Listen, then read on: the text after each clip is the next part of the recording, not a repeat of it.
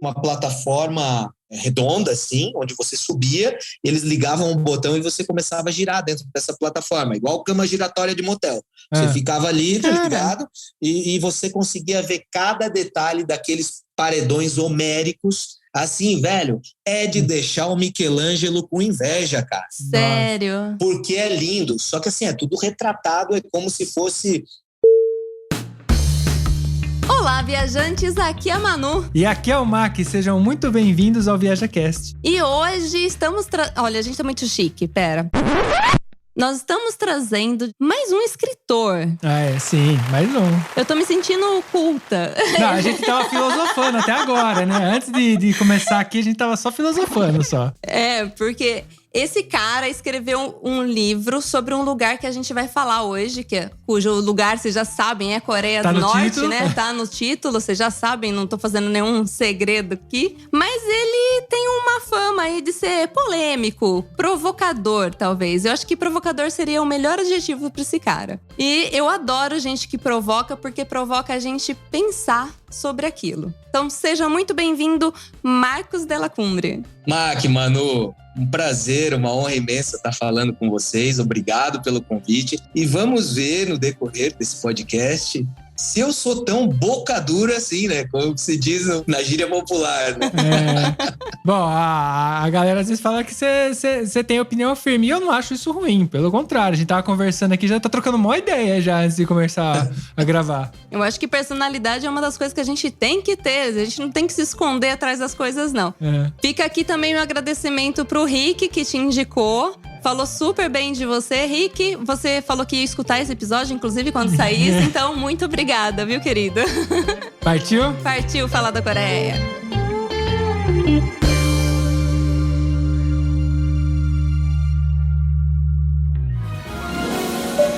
Setting 1012, and it gives me 1,250 feet. ViajaCast.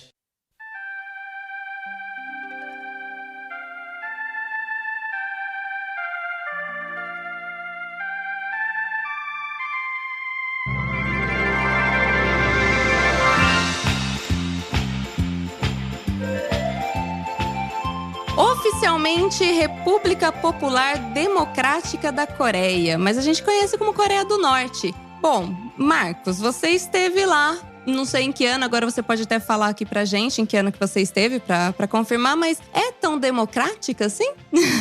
Olha, a ironia já começa no desmembramento do nome da Popular Coreia do Norte, que não tem nada de popular, como diz o seu nome, né? Também. É uma ironia, né? O lirismo de regimes totalitários, essa coisa onírica de tornar tudo como se fosse de gosto popular, como se o poder emanasse realmente do povo, como se houvesse alguma democracia no país onde temos uma dinastia de 70 anos aí, talvez seja a dinastia mais longa da história. Não tem nada de democrático e não tem nada de popular na Coreia do Norte, né? Como a gente costuma acompanhar no noticiário, e nem sempre é um noticiário profundo, geralmente são notas de 1 minuto com belas imagens da Coreia do Norte e seus exércitos sincronizados. Mas se a gente se aprofundar um pouquinho mais, a gente vai ver que de popular não tem nada. Há muita falácia, né? Eu costumo dizer em rodas de conversas mais libertárias que a palavra povo, ela é belíssima, mas ela é utilizada por vivaldinos, né? Por governantes, por tiranos, para reduzir o indivíduo, cada um de nós, a nada. Porque quando pertencemos a uma massa, nós não temos nome. É verdade, é verdade. Temos um número, talvez, né? Mas nome nós não temos. Uma vez eu li uma frase que dizia que a menor minoria é o indivíduo. É a da... Eu nunca sei pronunciar o nome dela, mas é a da Ayn Rand, né? Que é uma escritora super famosa aí no meio dos liberais, dos libertários. É verdade, Ayn Rand. Você esteve lá em que ano, então? Pra gente contextualizar? 2018. Estive lá em 2018. Quer que eu contextualize já com algum fato que estava acontecendo na época? Manda ver. Sim, porque manda ver. se for parar pra ver, você falou 2018, é recente. Pra mim, isso aí é recente. Sim. Faz pouco tempo que tá lá. O que estava acontecendo? Foi bem a época em que o gordinho Kim Jong-un olhava pro Trump e falava assim: homem laranja, imperialista. E o homem laranja falava assim pro gordinho: eu tenho um brinquedinho aqui pra você, ô gordinho safado. Foi bem nessa época desse beijo. Eles estavam ensaiando um beijo que aconteceu, felizmente, né? E o curioso é que eu estive lá em abril de 2018, data do aniversário do fundador da nação, que é Kim Il-sung, que é avô do atual mandatário, Kim Jong-un. Eu estive lá durante essas comemorações na expectativa de presenciar alguma daquelas paradas militares que são bem bonitas, sim, né? sim. E bem ostensivas naquele momento. E naqueles dias, quando eu saí da Coreia do Norte, veja só, já estou saindo, mas daqui a pouco a gente volta. Tá bom. Quando eu saí da Coreia do Norte, recebi uma mensagem do meu pai falando: cara, no momento que você estava lá dentro da Coreia do Norte, tinha um trem lá esquisito lá dentro, uns troços assim, e era o secretário de segurança dos Estados Unidos, que era o Mike Pompeo na época,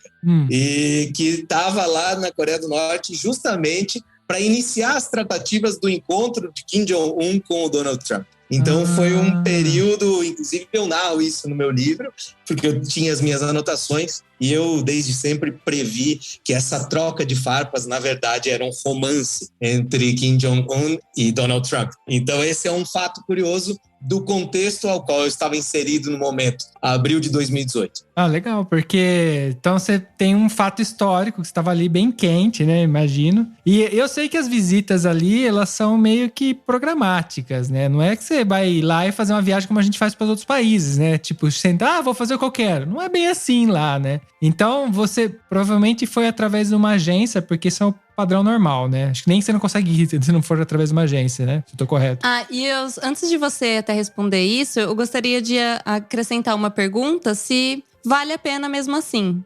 Olha, excelente pergunta, excelente complemento de pergunta, inclusive, mano. Assim, não é possível ir sem uma agência, né? A não ser que você vá com alguma comitiva de algum governo, a convite do governo da Coreia do Norte. Tem até alguns fatos muito curiosos envolvendo times de futebol, centros de estudos da ideologia Juche que tem no Brasil, e eles convidam essa meninada meio maluca para ir lá conhecer o regime e tal. Qual foi mesmo o teu complemento ali, Manu? Se vale a pena. Se vale a pena, já que, tipo, tudo é um teatro, queria saber se vale a pena. Isso que eu me perguntava, porque eu tô acostumado a ser 100% livre, né? Nas minhas incursões. É disso que eu consigo extrair belas histórias, né? Vivenciando, né? As coisas ao melhor estilo jornalismo gonzo, né? Que é quando o repórter ele se coloca como autor de ações também, né? E não meramente como um cara que está narrando situações. E aí eu pensei o seguinte, eu pensei justamente que, putz, cara, eu vou pagar para fazer um turismo super engessado, sendo que eu sou um bicho solto, que eu geralmente estou querendo rir da cara do perigo e estou querendo transgredir várias coisas, e lá eu não ia poder fazer isso, né? Sim. E eu me questionei isso, mas uma das minhas justificativas, ela sempre ronda uma palavra que eu adoro, né? Um sentimento que eu adoro, que é o sentimento de fascínio. E aproveitar uma oportunidade de que eu não acredito que a Coreia vai durar nesse sistema para todo sempre. Já está durando até demais. Sim. Então essa foi uma bela de uma oportunidade, ainda que amordaçado e levado numa camisa de força, né, quase com grilhões nos calcanhares, foi uma bela de uma oportunidade. Porque eu posso, daqui, 30 anos, tombaram as estátuas de bronze, e eu sonho com isso, poder voltar lá para reportar o tombamento dessas estátuas, né? Uma revolução, uma revolta popular, abrir esse país, né, que tem tanto a oferecer, é um belo país. Mas não vai ser mais a mesma coisa, né? Se acontecer isso. Exatamente. Eu já falei publicamente, inclusive, eu dou um exemplo, como seria bacana você poder viver a época de Cuba durante o governo Fulgêncio Batista e logo depois já começar a sentir a Revolução Cubana e toda essa transição que houve. Veja bem, eu não estou falando que um é bom, o outro é mau, mas viver o período da história, isso é o que a gente tem necessitado muito. Saber viver contextos da história para você narrar, né, escrever, deixar um legado. Então isso é muito bacana. O que você tá falando é que assim, a gente tá acostumado a ver história que já aconteceu e às vezes até falar, nossa, que legal. E se você tem a oportunidade de viver, com certeza é muito melhor, né? A gente ouve, sei lá, coisa que a gente aprende na escola sobre história, época romana, a gente pensa nas grandes guerras. E que seria da gente poder estar com o olho ali e ver aquilo de verdade, né? Eu sei, é mais ou menos traçando um paralelo, seria mais ou menos isso, né? Exatamente. Você tem a oportunidade, por que não? Olha só, Cuba pode ser muito legal hoje pra gente visitar, mas eu acho que há 20 anos, hoje já é legal de visitar e ver os vestígios de toda a história contemporânea de Cuba e da Revolução. Porra, imagina 20 anos atrás. Imagina eu chegar e daqui 30 anos e falar assim, não, uma vez eu fui na Coreia do Norte, escrevi um livro e não tinha esse McDonald's aqui. Né? Então, putz, cara, isso é que é o fascinante da coisa. Então, por isso que valeu cada centavo investido, né? De pagar por um all-inclusive dentro da Coreia do Norte. Incrivelmente, é um all-inclusive. E sob essas condições, eu tentei me desdobrar para provocar os guias e trazer histórias que não fossem apenas aquelas que eles gostariam de me contar, mas causar reações que pudessem se transformar em coisas sedutoras, interessantes, literariamente, para eu poder escrever nos meus livros. Que massa. Então você cutucou os guias. Uma vez provocador, sempre provocador. Mas, para quem não faz a menor ideia de como que é visitar a Coreia do Norte, conta pra gente. Como que é? Primeiro, você tem que tirar visto, tem que contratar uma agência. O que você faz primeiro? Por onde você começou, né? Para dar uma referência. Olha, por se tratar de um turismo que é operado por companhias internacionais de turismo, né? A agência que me levou não é da Coreia do Norte, mas trabalha em parceria como se eles tivessem uma licença da Companhia Estatal de Governo da Coreia do Norte para operar, para trazer turistas para lá. Porque, afinal de contas, todos sabemos, ou quase todos sabemos, que os regimes totalitários, sobretudo os regimes comunistas e mais socialistas, eles, na verdade, eles adoram declaradamente qualquer nota de dólar que entre em seus cofres.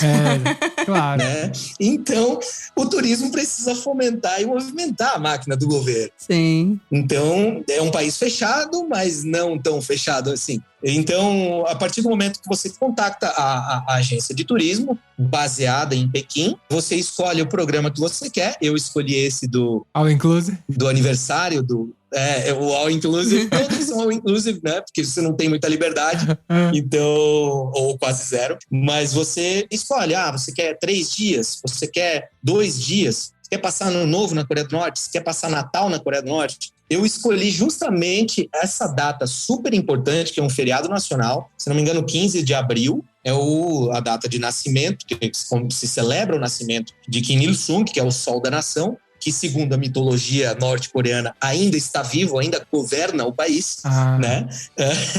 Porque ele foi nomeado governador eterno, alguma coisa assim, não é? Exatamente.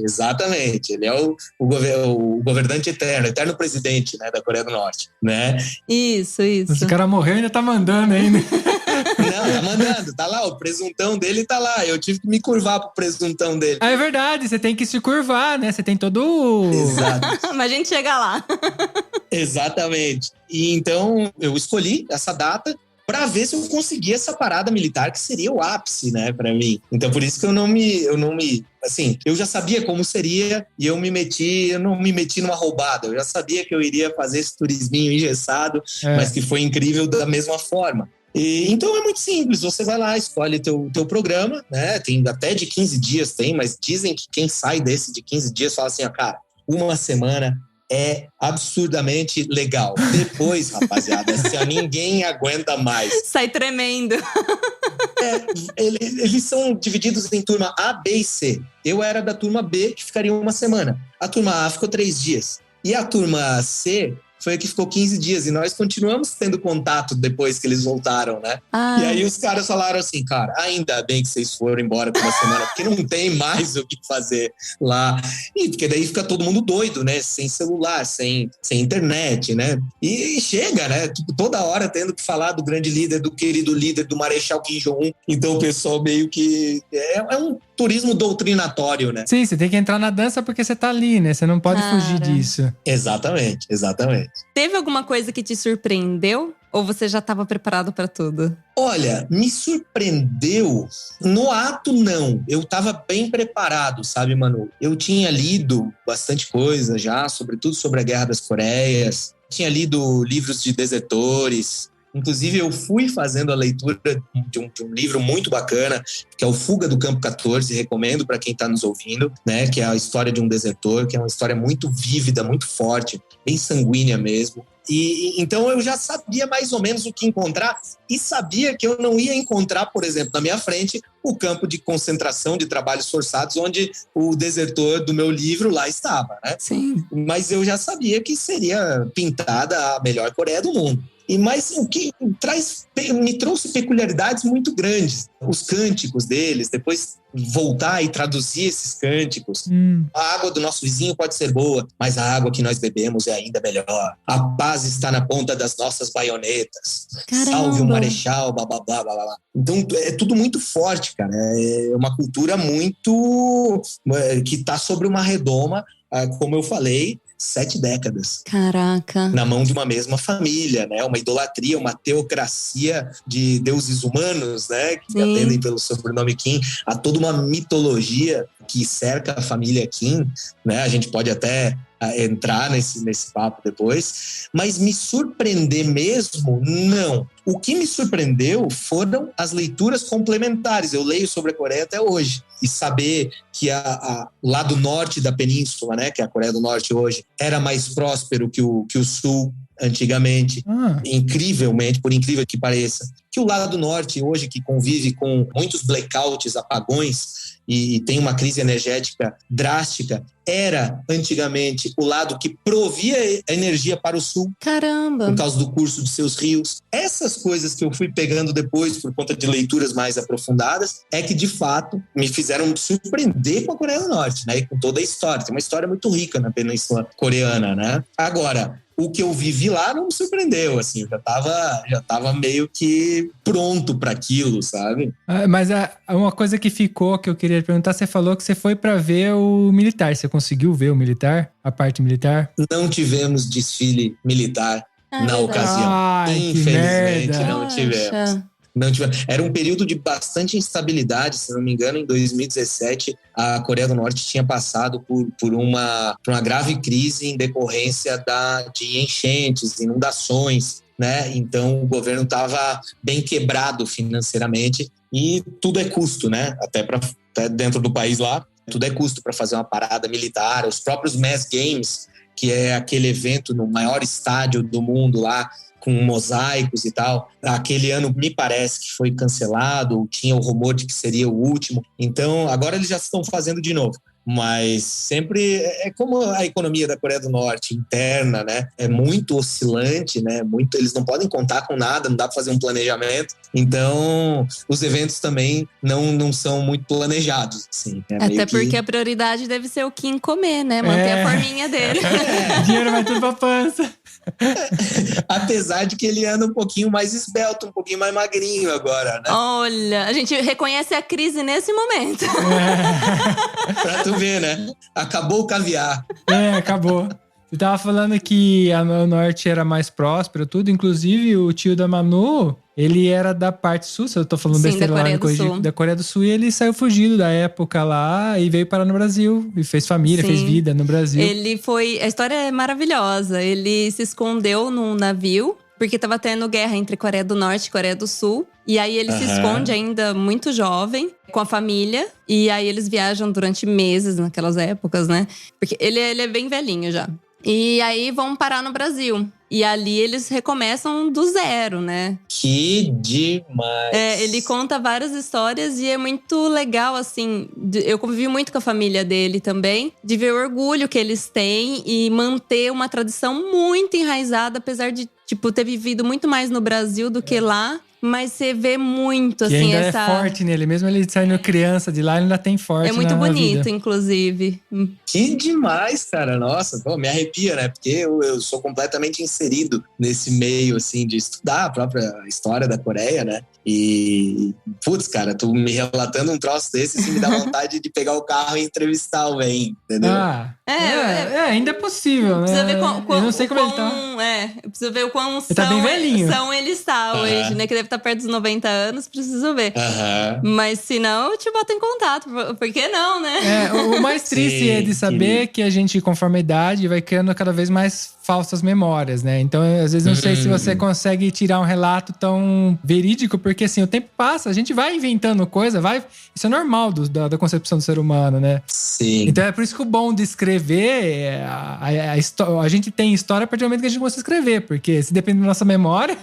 Mas eu sei escrever o Manu em coreano. Olha, que demais. Que massa. Que demais. Tô no episódio certo. Aí, ó. Bom, mas você tava falando que você sabe muito bem sobre essa questão da herança, da família, Kim, tudo. E a mitologia. Mitologia por trás, eu achei interessante. O que tem por trás aí? Então, o Kim Il-sung, que foi o fundador da nação, na verdade, ele nasceu na Coreia do Norte, mas a Coreia do Norte ela estava ocupada pelo Império Japonês. Os japoneses foram muito duros com os coreanos, né? Tanto é que o Japão e Estados Unidos são os grandes inimigos da Coreia do Norte, né? Declarados mesmo. E a Coreia do Sul, por incrível que pareça, não é inimiga, mas é assim, é como se... E eles tratam dessa forma lá mesmo, tá? A Coreia do Sul é a putinha dos Estados Unidos. Entendeu?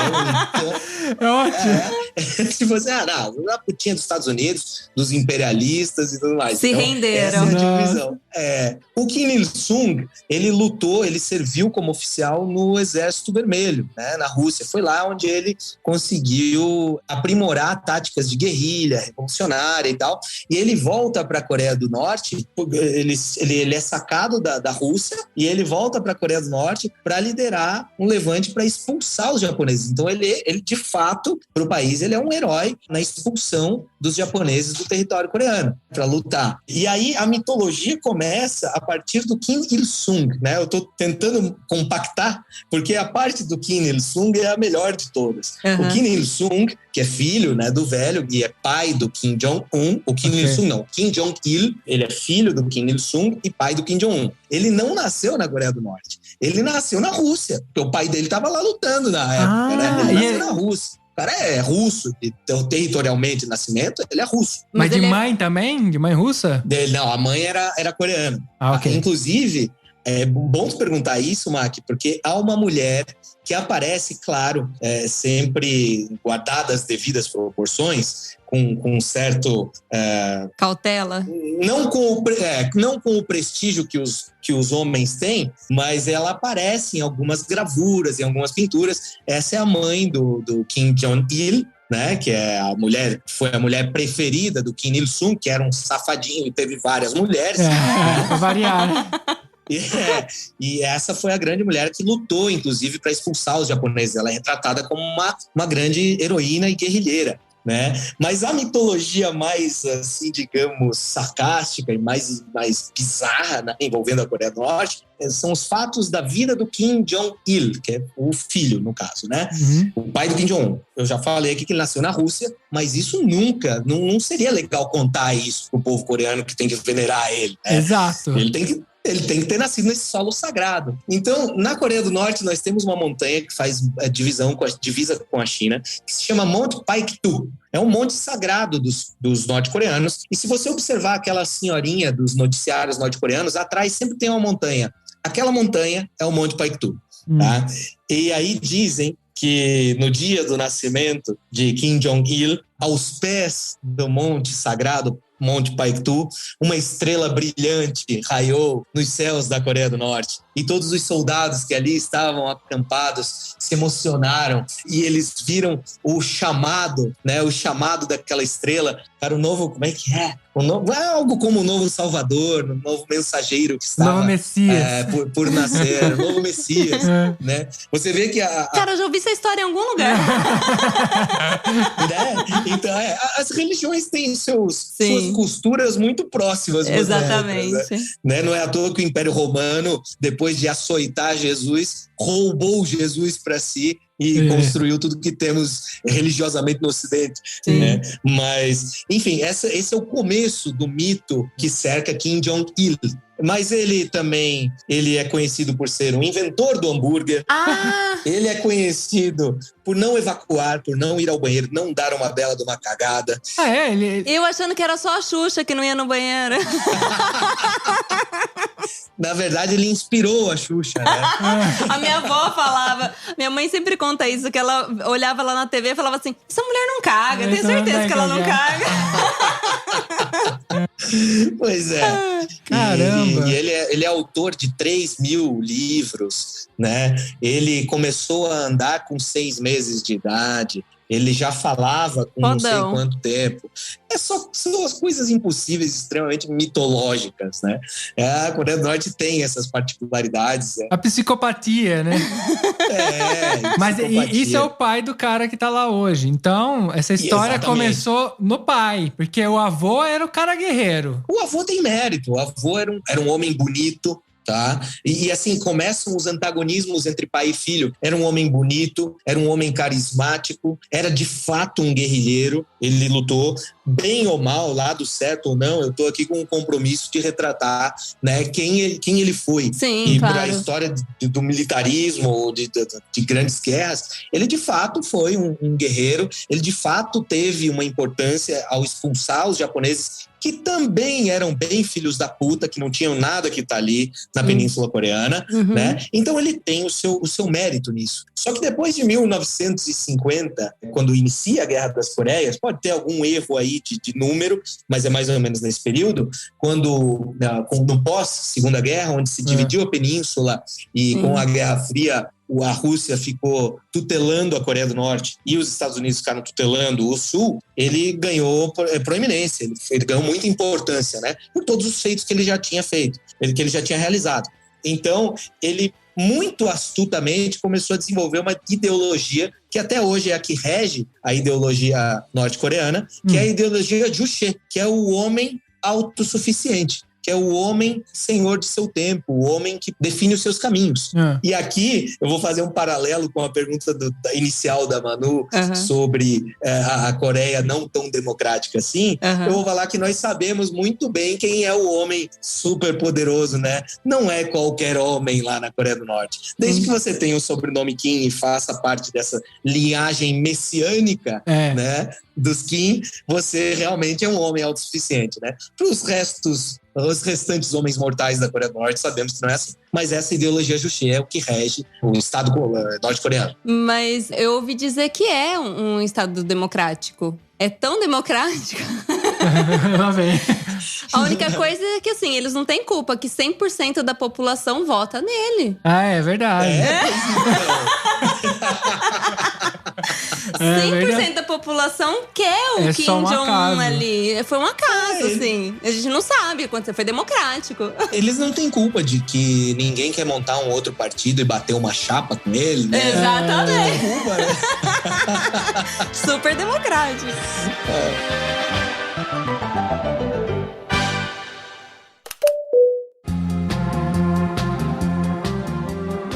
A Manu pode me corrigir, porque ela tem memória melhor que a minha, mas a gente, esses tempos atrás, fomos visitar um castelo, alguma coisa do tipo, que tinha uma mostra de propaganda coreana, não era coreana? Inclusive, talvez quando você falou da mulher lá, tá?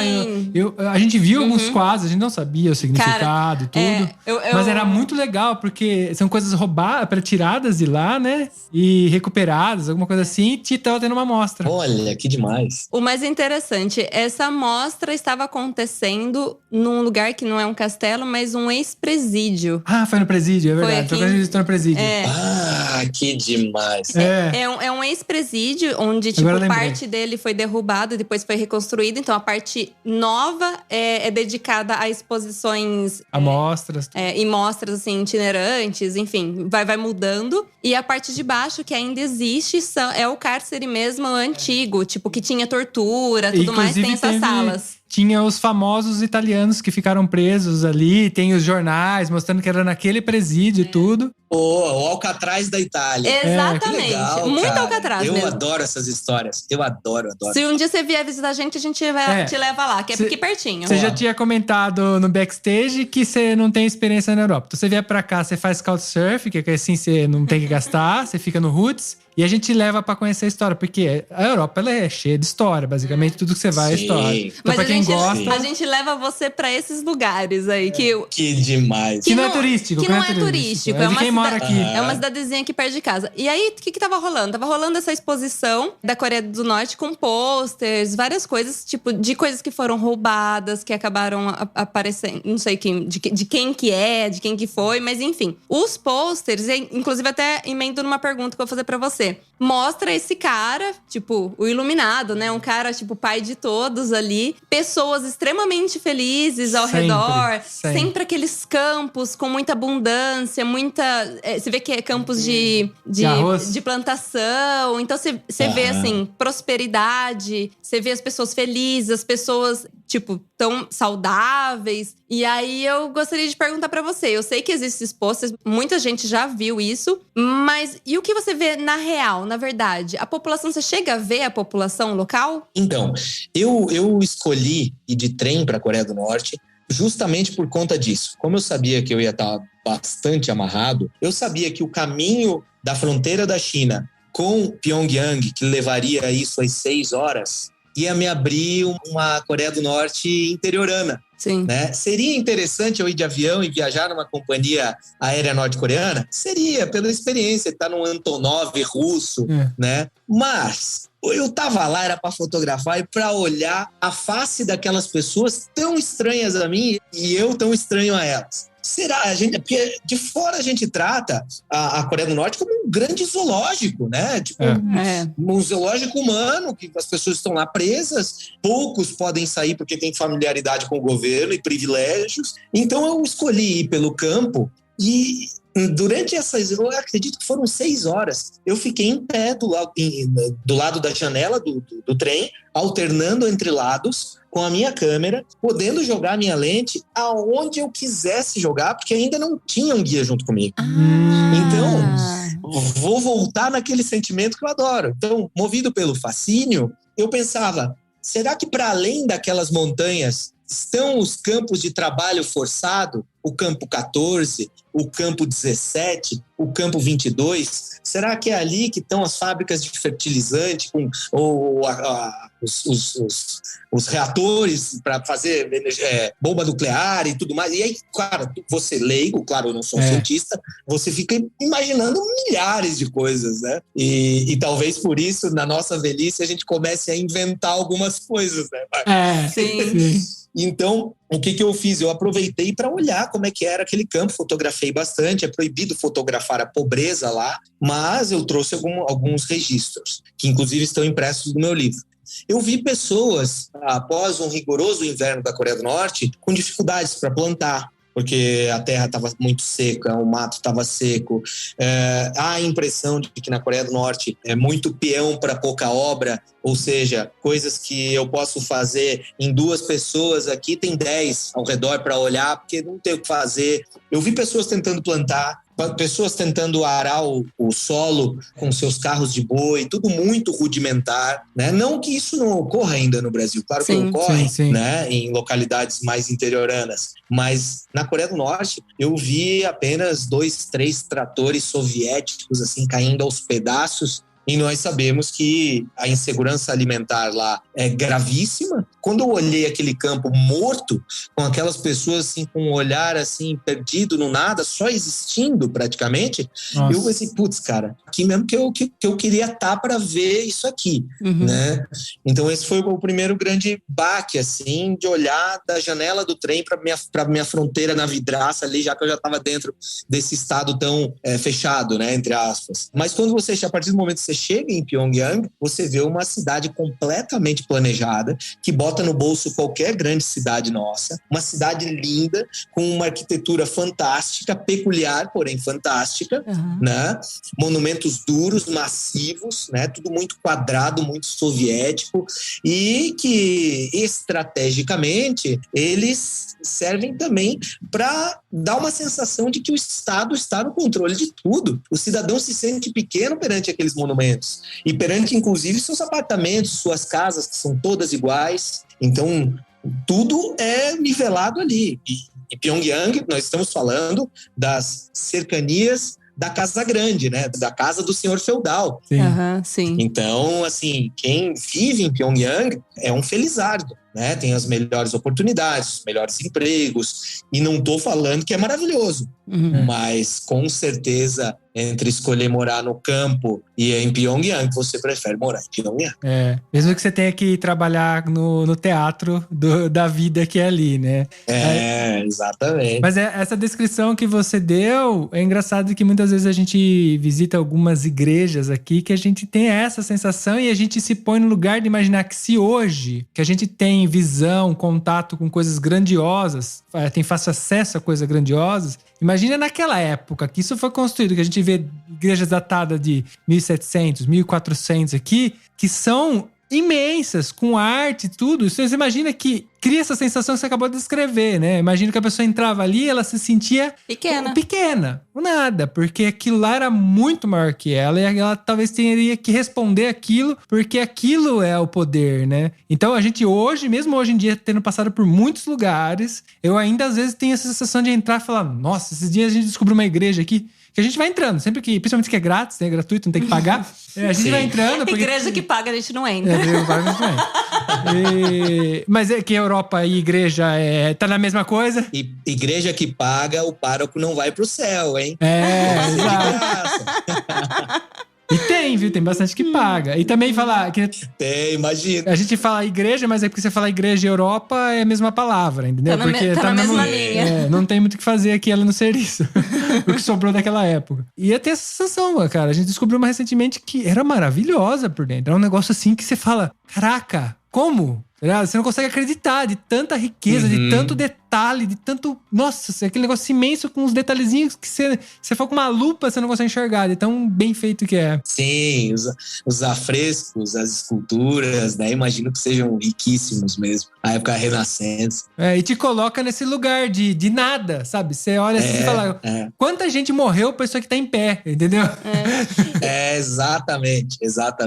E aproveitando essa questão da arte que o Mac trouxe, lá tem museu, tem essa parte artística, tipo, como que é isso lá? Eu sou fã da arte norte-coreana, tá? Inclusive na questão dos pôsteres que você falando ali, mostrando um estado utópico, que na verdade é distópico, né? Com abundância, com gente feliz cercando o seu líder. Eu acho os artistas norte-coreanos incríveis, eles são uma nação artística, porque eles são ensinados, os que têm essa oportunidade, né, de estudar em boas escolas dentro da Coreia do Norte, eles são ensinados desde muito cedo a serem bons músicos, a serem bons bailarinos e a serem bons pintores, artistas e escultores. Eu adoro esse tipo de imagem, né, não gosto do sistema, né, da visão política, né, da doutrina política, mas eu tenho que apreciar com olhos de arte, né? Então,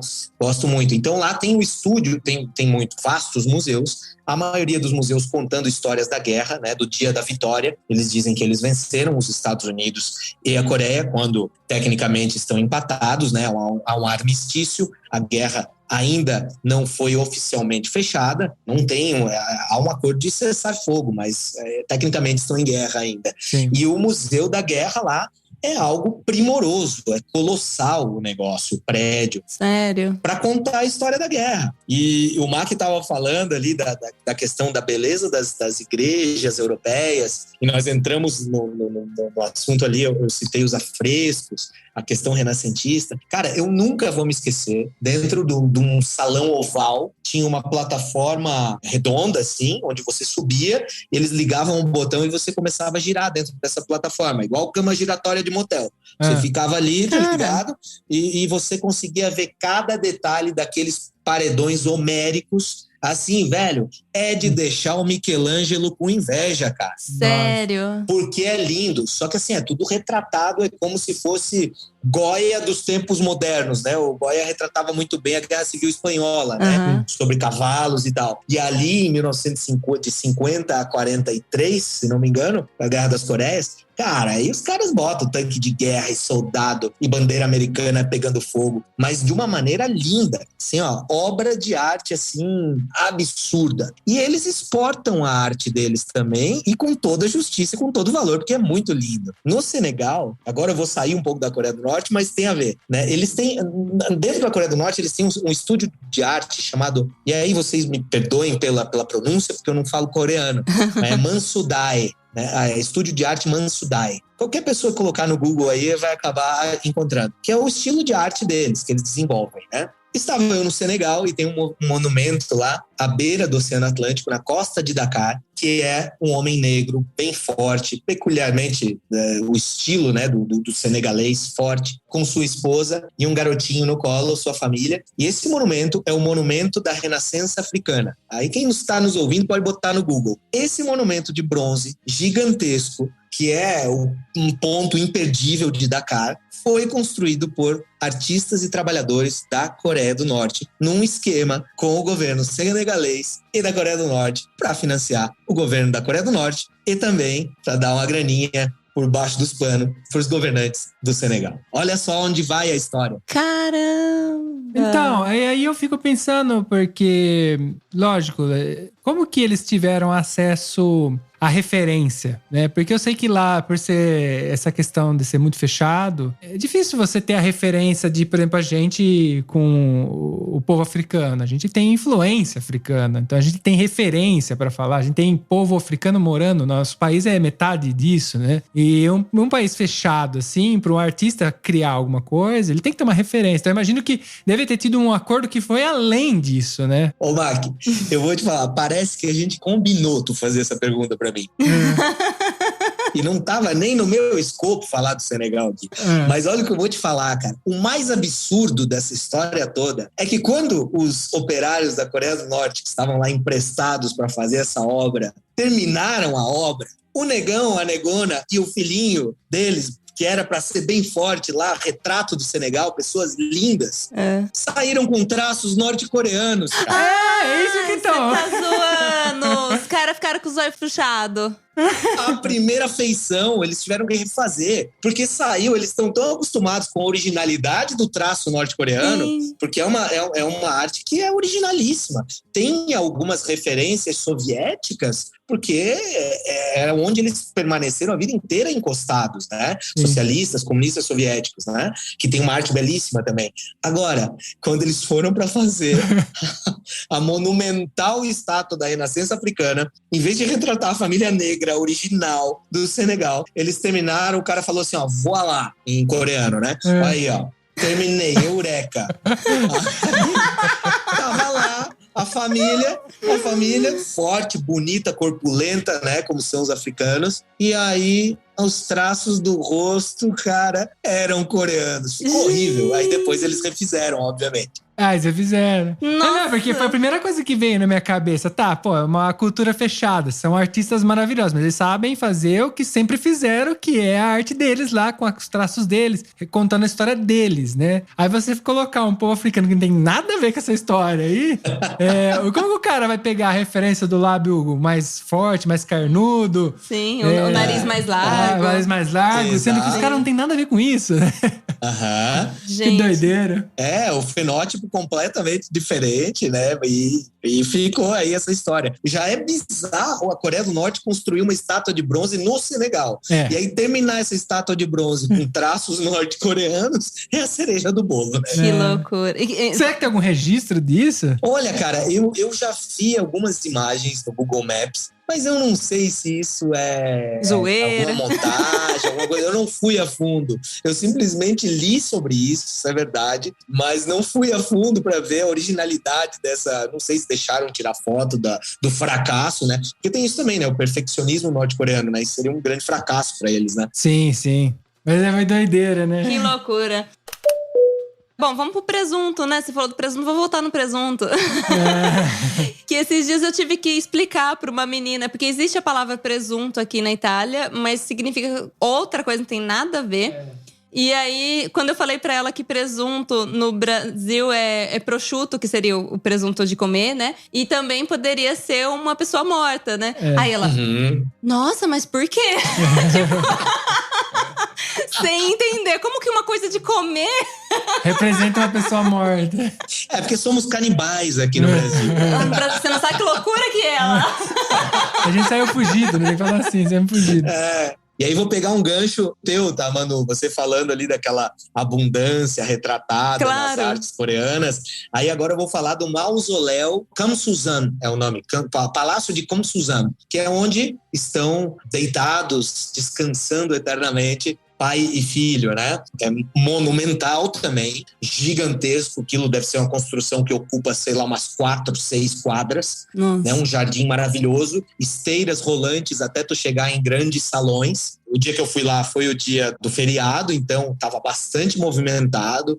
Assim, ó, militares em todo canto para reverenciar os caras e tal. Você chega, você deixa celular, deixa tudo, você não pode levar nada, ligado? Passa, sabe aqueles negocinhos de hotel das antigas para passar no solado do teu sapato, para não chegar nenhuma impureza? Tinha aquilo lá. Tinham grandes câmaras de vento para tirar todas as tuas impurezas antes de fato ver os corpos ali expostos. Né? Mas assim, não é apenas chegar e ver os corpos. Você entra, você passa, tem tudo isso. Passa e vê tipo, os quadros da vida deles e tal. Cara, tem quadro bizarro que até relato no meu livro. Tem uma assim que tá o cara, o Kim Jong-il, na frente de um refrigerador de um mercado, recheado de mortadela, e ele com uma mortadela na mão, assim, cara. Mano. Tipo assim, eu não sei o que é aquilo, velho. Tipo assim, abundância extrema, né? Visitando fábricas e tal, né? Essa é a iconografia da Coreia do Norte, clássica, né? Então, aí, pô, cara, chega lá, já tem umas estátuas, assim, um ambiente que tem muitas pessoas, mas está ensurdecedor de silêncio. É incrível, cara. Dá uma atmosfera, assim, absurda. Estátuas de cera extremamente realísticas. Eu pensei, meu Deus, tem 2 gigantes aqui na minha frente. Esses caras vão se mexer daqui a pouco, tá ligado? E vão vir pra cima de mim. Se preparando pra não se assustar, né? Caralho. E aí, você passa, faz a reverência e tal. E você vai visitar os corpos, né? Os corpos estão lá, tipo, rechonchudos, né? Os únicos gordos que eu vi na Coreia do Norte são esses 2 e o atual mandatário, né? E aí, depois que você faz a visita aos corpos, você vai para salões que retratam a vida deles. Tem o vagão de trem onde Kim Il-sung e Kim Jong-il viajavam em comitivas ali pela região, ia para a China e tal. Tem o iate super glamuroso, a Mercedes que eles ostentavam, né? Dentro do vagão de trem super luxuoso deles está o MacBook deles, onde eles trabalhavam. Então, assim, ó, socialismo para vocês, capitalismo para mim, né? Então, ficou bem claro. É lógico. E salões repletos de homenagens que eles ganharam de vários chefes de estados. Foto do Yasser Arafat com o Kim Il-sung, o ex-ditador da Romênia, com todos esses caras, conexões deles, né? E tem de vários países lá. Do Brasil tinha um sindicato que mandou um troféu, sindicato não sei do que mandou um troféuzinho lá para eles. Mas muitos presentes, assim. Daí você consegue entender a história das relações deles, né? E isso tudo dentro de um mausoléu. Dentro do mausoléu, que funciona como um memorial, um museu, né? É completíssimo. Você vê o presunto e vê a história da vida dele. Tá, e aí você falou que tem que reverenciar. E eu lembro que no começo do episódio lá, você falou que você foi pra fazer a diferença. Você foi pra provocar. Começou aí ou não? Olha, Manu, tu tá prevendo tudo que eu tô podendo falar e exatamente... Não, eu tô pensando como funciona a tua cabeça. Exatamente nesse mausoléu das estátuas de cera, quando eu fui fazer a minha primeira reverência, eu apenas fiz assim, ó, o pescoço. Assim, ó. Eu tô achando que tá todo mundo vendo, mas eu simplesmente, pro ouvinte, é como eu ver o meu amigo do outro lado da rua e só fazer assim, ó. Arroba? Tipo assim, arroba? Olá. Só mexi o pescocinho. Quando, na verdade, você tem que saudar como se fossem lutadores de judô, né? Você tem que inclinar seu corpo a 90, não é 90 graus? Sei lá, sou péssimo, né? Geometria. 90 graus, sim. 90 eu não consigo, se você faz um L, 90 graus. Eu caio. Mas é quase, É tipo um L. E aí eu não fiz. E aí a minha guia já me pegou na chincha. Isso eu relato no livro, né? Nossa. Você não saudou direito os nossos líderes? Daí eu fiz. Nada. Cara, nada te salva mais que uma bela de uma cara de bobo, ingênuo, né? Sim. Estragar um pouquinho o teu inglês, pro cara pensar assim, esse cara é burro mesmo, ele sabe o que tá falando, perdoa ele. Como diz o Mac, a ignorância é uma benção. É uma benção, a ignorância é uma benção. E a ignorância dissimulada, então, é de uma esperteza só. Sim. E aí ela me pegou, né? E aí, a partir daquele momento, é claro que eu só queria causar esse constrangimento para ver o que seria me dito, né? E ela me comeu na frente de todo mundo. E para mim foi demais. Foi bacana, porque eu posso relatar. E aí, a partir daquele momento, eu comecei a me curvar de uma maneira mais respeitosa aos líderes, né? E foi justamente nesse ambiente aí do mausoléu. Mas você teve que testar, né? Tive que testar, eu queria ver, o que vai acontecer? Duvido, nem tá de olho. Tá de olho sim, o grande irmão está de olho em todo mundo. Né? Em 1984 nós tínhamos a Teletela lá, que olhava todo mundo. Então lá na Coreia do Norte não é diferente. E nesse mesmo ambiente, só para a gente, acho que encerrar o assunto da arte, as pessoas... Há um grande salão, né, de mármore, tudo é muito suntuoso, um grande salão de mármore, completamente salpicado. Parece que alguém pegou uma picareta e foi salpicando esse mármore, né? Mas assim, completamente vasto salão. E nas paredes do salão, esculturas de pessoas sofrendo muito, assim. É bem forte o negócio, lindo. Esculturas de pessoas sofrendo muito, e nós perguntamos, cara, aqui é o salão da lamentação, não sei se é esse nome, né? Não lembro mais. Mas aqui é o salão da lamentação, de quando Kim Il-sung morreu. Criou grande comoção nacional, e isso é uma verdade, isso é inegável. Nós temos imagens de pessoas chorando, se descabelando, se arrastando no chão. Caraca. E o significado desse salão está todo salpicado, significa que cada salpicado daquele são lágrimas do povo coreano. Então tudo traz um simbolismo absurdo. Caramba, que massa. Assim, por mais que eu sei que tem toda uma parte triste por trás da realidade, mas é um negócio muito foda, né? Não, que massa, a gente tá falando de arte, né? Tipo, é um parênteses à parte. Inclusive, para quem tá ouvindo agora, a gente, antes de começar essa conversa, a gente tava até falando sobre a gente começar a tentar interpretar as coisas sem julgar primeiro, né? Escuta primeiro, tenta interpretar, porque, por exemplo, a gente tá falando da arte, não tá falando do que realmente o povo passa. Tipo, é um parênteses ali, a parte, né? Até porque se a gente começar a se matar aqui, brigar pelo que o povo passa, eles vão continuar passando do mesmo jeito, não vai mudar nada. A gente não vai mudar nada. Não somos nós, ocidentais aí, que vamos mudar alguma coisa, né? Que nós, ocidentais, temos essa mania, né? De ser o herói, né? Quer salvar todo mundo. Salvadores da pátria, né? Por favor, né? Eu acho que a gente tem um ego meio afloradinho, né? Eu acho que é muita prepotência e arrogância achar que nós vamos mudar o mundo, ou que eu não deveria ter ido à Coreia do Norte para não sustentar o regime. Alguém sustentaria igual, né? Sim. É bom que eu vá para trazer esse legado e escrever. Temos que ter maturidade hoje. As pessoas estão ouvindo um sujeito que foi à Coreia do Norte e tem um livro escrito que caga na Coreia do Norte. Eu detesto sistemas totalitários, eu sou um libertário, mas eu não posso dizer que só porque eu sou um libertário e a minha filosofia é completamente antagônica à filosofia totalitária e cruel da Coreia do Norte, é que eu não posso falar assim, cara, é incrível, o monumento é bonito pra caralho, ligado? Acho que tem que ir, incrível. O que significa incrível? Algo que não posso crer,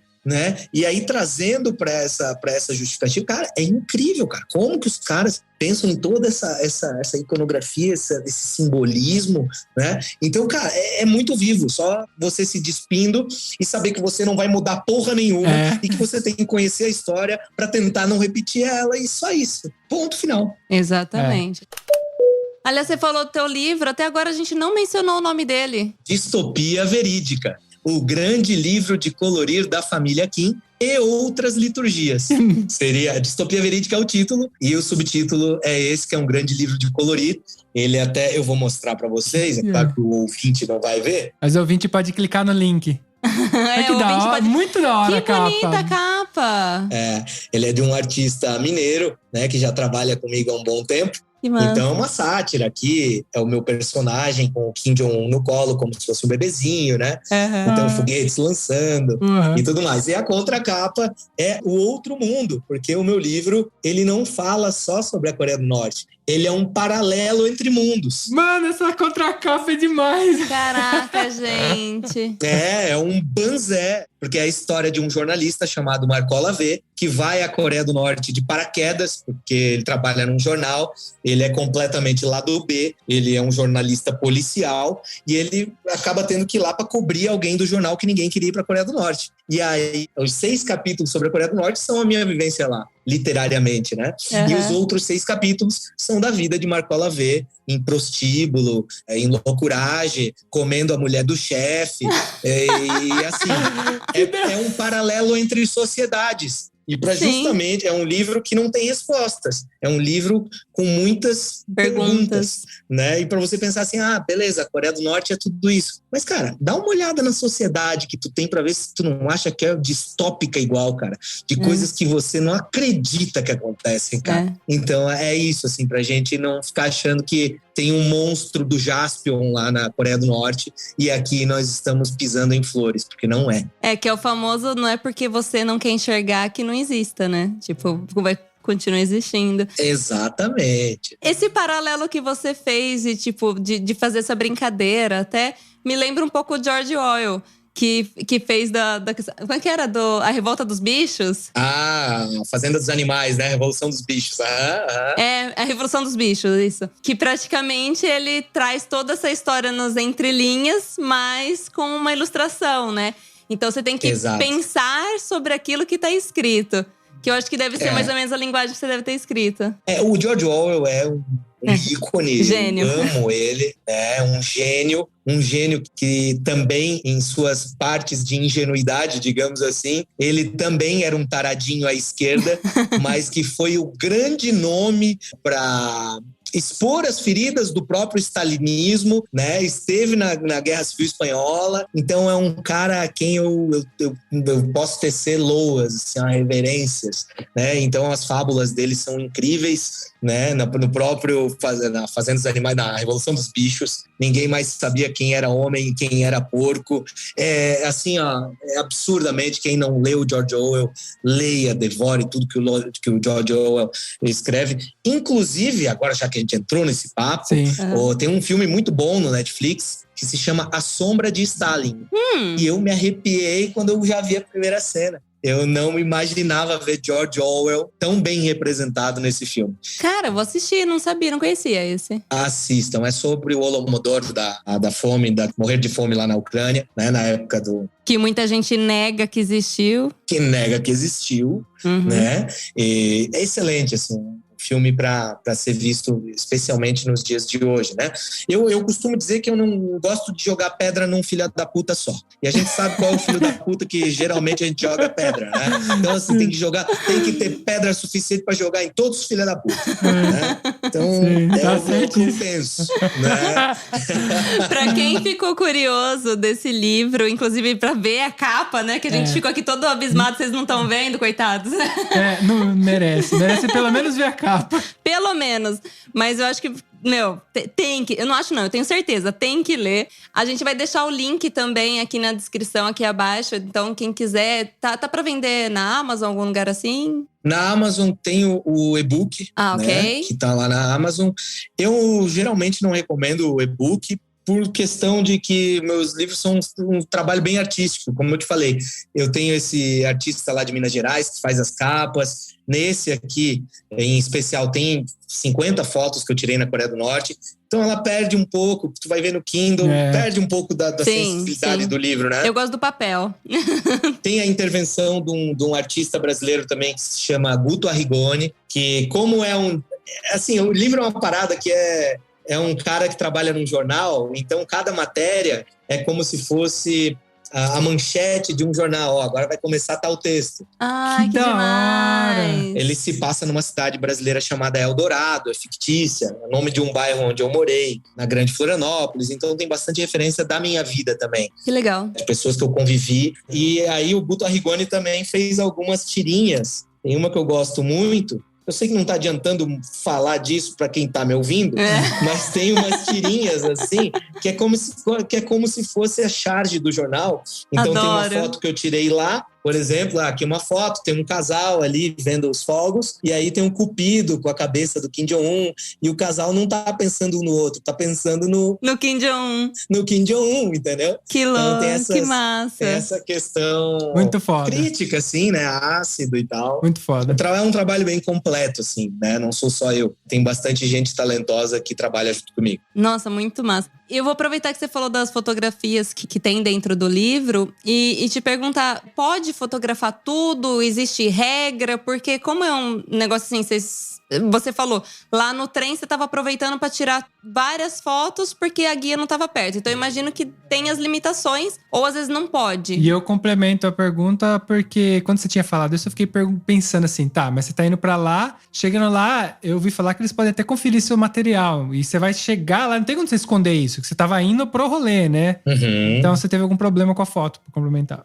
Por incrível que pareça, vasculharam, fui o primeiro a ser vasculhado na entrada do país, né? Vasculharam as fotos que eu tinha previamente, né? Algumas fotos em Pequim, que eu cheguei em Pequim, 2-3 dias já estava na Coreia. Então tinha uma meia dúzia de fotos ali e eu achava que, obviamente, no final eles iam pegar as fotos para ver, né? No final, eu acho que eles estavam com preguiça, né? Sei lá, funcionário público, estavam com uma preguiça, quiseram evitar a fadiga e não revistaram meu material fotográfico.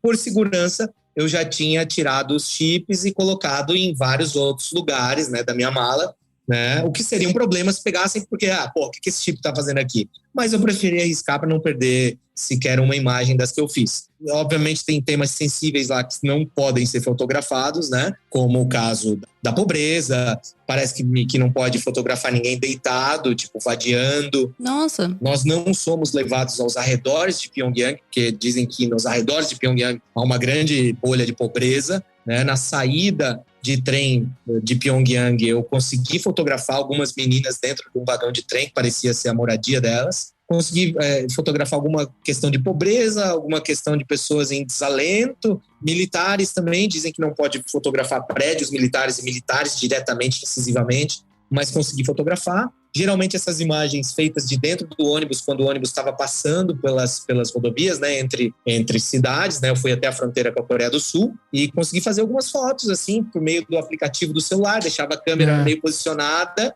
e mandava bala, né? Tem fotos até que estão mais desfocadas pela pressa, né, que o cara vai fazer, não mede luz, não mede nada. Tem uma, inclusive, que um guarda tá fazendo assim para mim, tipo assim, cara, o que tu tá fazendo? Não me fotografa.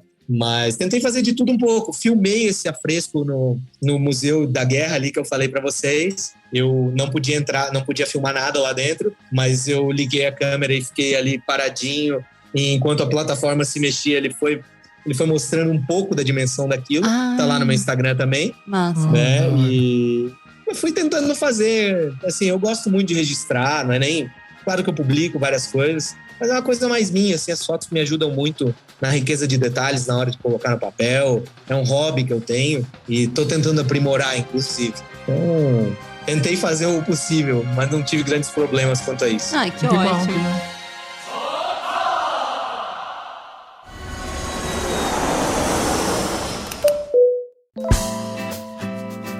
Bom, eu sei que a gente ainda tem muita coisa pra falar, mas a gente fala mais que o Homem da Cobra, né?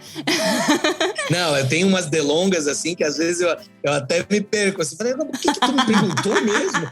Mas é normal. Não tem problema. Isso é bom, porque tem bastante pra falar. Mas assim, pra manter a tradição aqui, nossa, daqui do podcast, a gente não pode deixar de falar de um país sem falar da culinária do país. Porque é a parte gostosa, né? Comer é muito bom. Então eu queria saber de você, o que você achou da culinária? Se você achou que realmente é uma culinária autêntica ou é pra turista. Que pode ter muito isso. E uma das coisas que eu vejo, às vezes, em vídeo de pessoas que filmam, porque foi pra Coreia do Norte e tal, é tudo muito parecido, mas aquele rolê da cerveja sempre tem. E aí pergunta se a cerveja é boa também. Olha, uma das poucas dádivas do Estado norte-coreano, o Estado repressor norte-coreano, é a cerveja, porque de fato eles têm uma boa cerveja popular, né, que é a Taedonggang. Eu trouxe alguns rótulos, né, quando ficava molhada a garrafinha eu tirava para ter como lembrança, né? Então a cerveja norte-coreana é de fato muito boa. Isso eu posso falar porque durante os 5 dias eu aproveitei bastante a cervejinha norte-coreana. Né? Bastante, gostei dessa entonação. Bastante, né? A questão da culinária, hoje, mais cedo, eu dava uma entrevista para o UOL e nós estávamos falando da questão culinária da Coreia do Norte.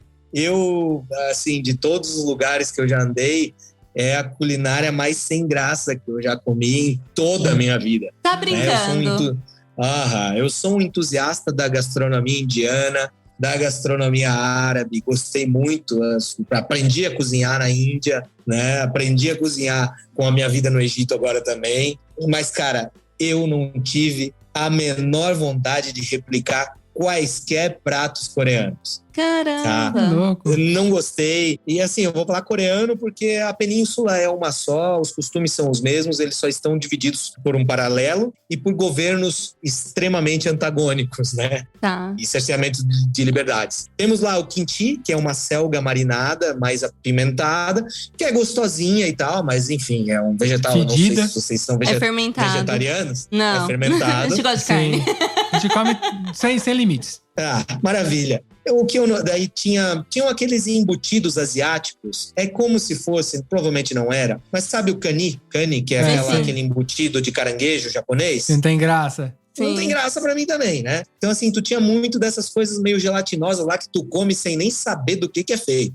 Veja bem, eu tava num all inclusive na Coreia do Norte, porque não precisava nem levar dinheiro lá, eu tinha pensão completa, café da manhã, almoço, janta, pouso que eu digo é dormir, né? Não sei se o pessoal entende.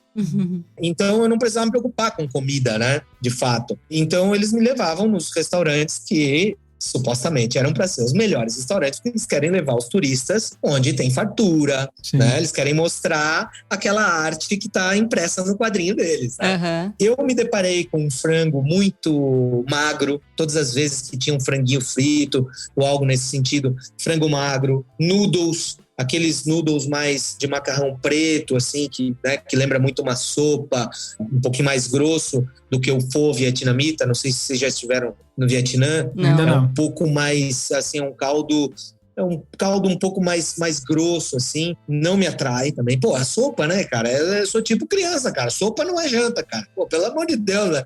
Sopa não... Não, não é sopa, mano. Em defesa da sopa, você só tem que ir na Polônia ali, porque a especialidade da galera, eu falo pra você, eu também... imagino. A sopa na Polônia, depois que você for, você vai conta lá, pra gente. é barato e é bom pra cacete. E é janta. A polacada é bonis. Eu, como bom descendente de romenos, né, de bucovinos, eu também tenho que fazer essa ressalva. E outra, né, nas regiões tibetanas nós temos a sopa de yaki, que é aquele boi do cu peludo, que tem uma carne maravilhosa, tá? Maravilhosa. É a melhor sopa que eu já comi na minha vida. Então, vamos fazer esse parênteses nessa justiça. Mas, de fato, não me encantou. Tinha lá um porquinho à milanesa no café da manhã do hotel, que estava gostoso. Mas daí é um porco à milanesa, um schnitzel praticamente. Um schnitzel à moda coreana. A comida que mais me agradou foi quando me levaram num restaurante que tinha como se fosse uma grelhazinha com um suporte, uma churrasqueirinha no meio da mesa, né? E aí ali você mesmo fazia suas lasquinhas de pato, carne de pato. E aí aquilo ali foi bem gostoso, me senti num churrasquinho modesto, né? Porque, pô, churrasco pra nós é uma costelona gostosa e vamos lá, né?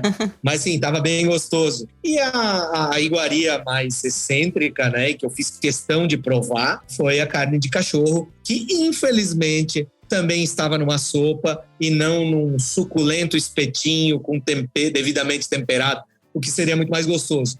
Eu comi a carne de cachorro, né, numa sopa, num caldo, e assim, não serve para ser ruim, mas também não serve para ser bom, é uma experiência que eu só queria passar e ponto final. Até porque para a cultura deles é normal, como a gente come qualquer animal. A gente, por exemplo, no Brasil tem cavalo, carne de cavalo, mas não é comum comer, é comum exportar. Aqui na Itália é comum comer carne de cavalo, você vai encontrar em qualquer lugar. Coelho, você vai encontrar o coelho inteiro, sem a pele, no supermercado.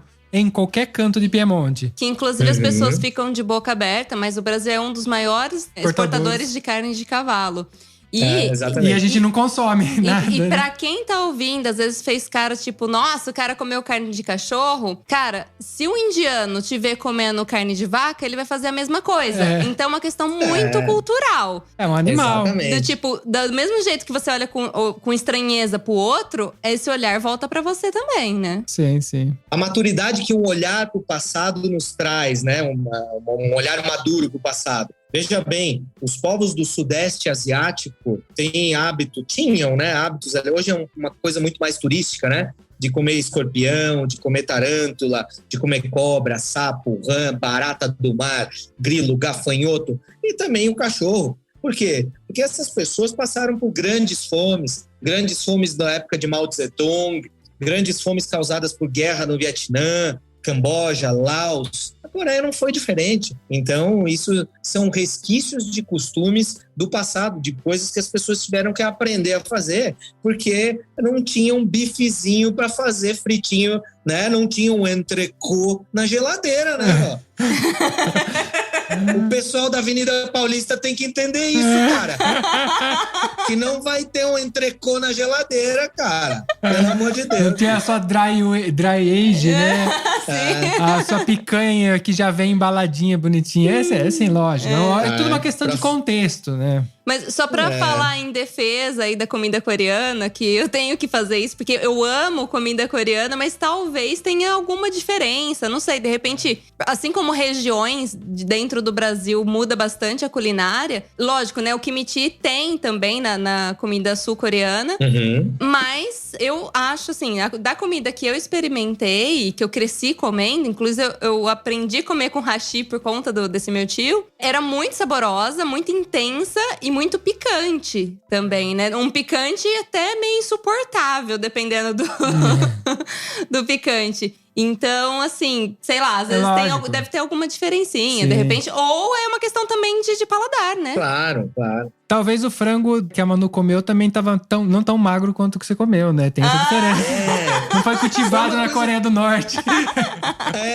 Foi uma coisa que me chamou a atenção, assim. Eu vi aquele frango. Aqui tem aquela polêmica dos hormônios, que você injeta a bomba do Arnold Schwarzenegger no frango e em 3 dias ele já tá do tamanho de um caminhão. Mas, enfim, né? Foi uma coisa que me chamou a atenção. Sim. Eu sou um apreciador. Eu tive Covid recentemente e aí eu só falava assim, eu só não quero perder o paladar, cara. Porque eu adoro comer, eu adoro ir pros lugares e sentir cada textura, né? Cada linha do sabor, né? Mas, de fato, assim, se eu for colocar a minha experiência gastronômica na Coreia, que foi uma só, não vai estar nem entre as top 10, assim, né?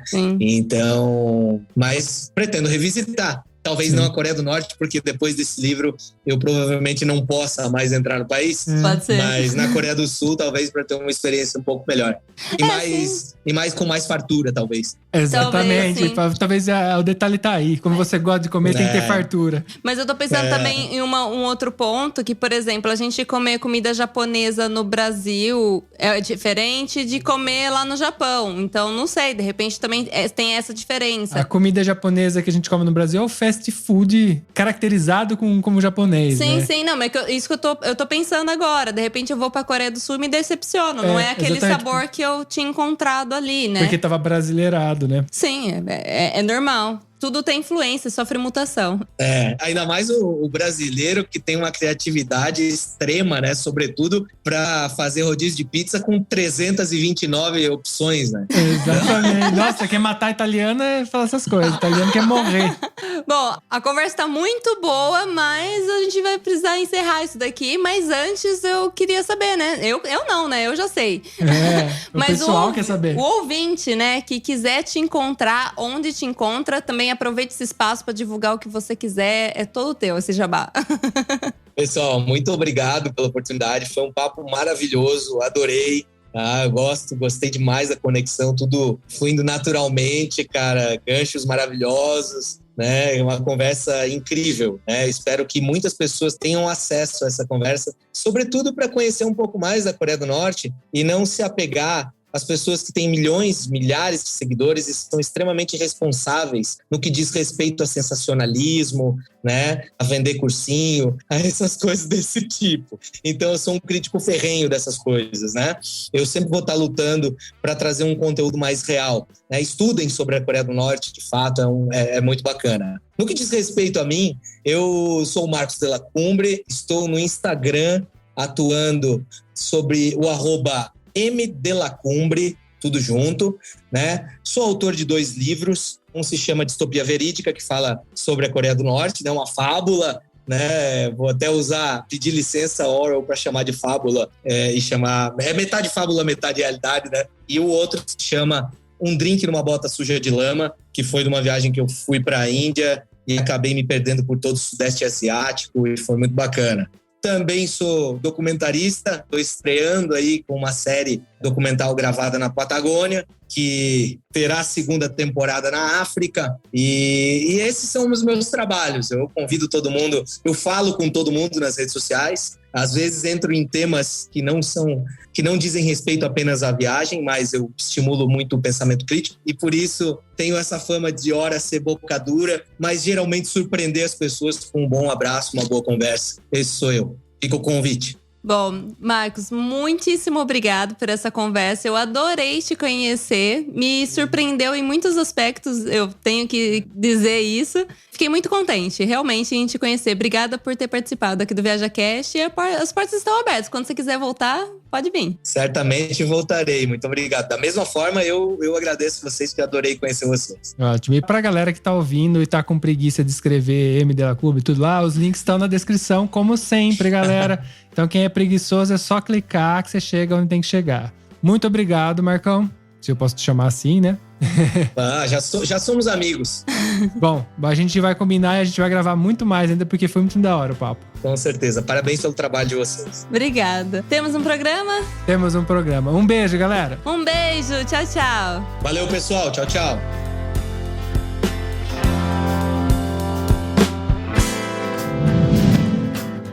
Nossa, mano.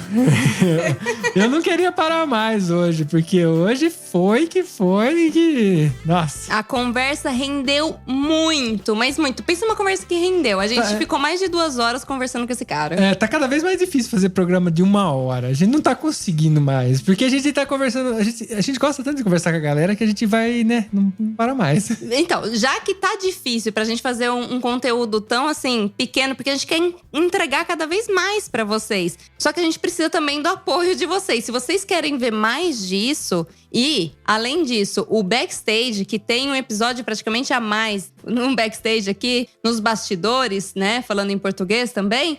Por favor, entre no VIP, seja VIP. Assim você colabora pra gente produzir mais. É um incentivo e uma aguinha na nossa bunda, né? Sim, pra gente produzir cada vez mais. E também eu vou explicar pra galera, porque acho que a gente nunca explicou aqui, né? A gente tem essa comunidade VIP que ela é na plataforma do Sparkle. Então, às vezes a pessoa clica lá no link, entra lá e não sabe o que tá acontecendo. O que é? É uma plataforma que você vai ter que fazer uma inscrição lá. Se você não gostar, você vai só você cancelar e pedir seu dinheiro de volta lá. Você tem até 30 dias pra fazer isso. E ali, você entrando, se inscrevendo, você vai estar ajudando a gente e você vai ter acesso a um monte de conteúdos privados. Ali a gente já tá com, sei lá, 100, 200 conteúdos privados. Eu nem lembro mais qual que é o número, mas a gente tá produzindo já há muito tempo, tá, galera? Então é só você acessar viaja.link/VIP, se inscrever lá, entrar e deslanchar. Vai ter vídeo, vai ter foto, vai ter podcast a mais, vai ter o backstage, vai ter as pessoas que estão lá. Então assim você ajuda a gente. E também não é de graça, você vai receber um monte de coisa que a gente também tá produzindo lá. É uma troca, no fim das contas é uma troca. Então corre lá no VIP, venha ser VIP você também. E também você pode entrar no nosso grupo do Telegram. Esse grupo é gratuito. Vem conversar, vem bater papo e vem falar o que você achou desse episódio em particular. Eu tô muito curiosa pra saber sua opinião.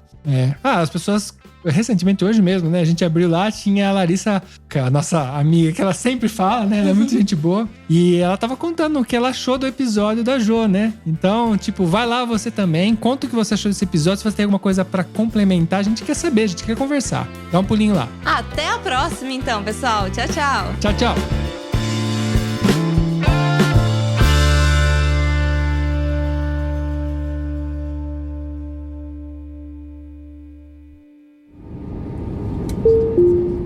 Eu tenho certeza que você lembrou de alguém ouvindo esse episódio, então compartilhe agora mesmo com essa pessoa. Assim mantemos essa conexão entre nós, viajantes.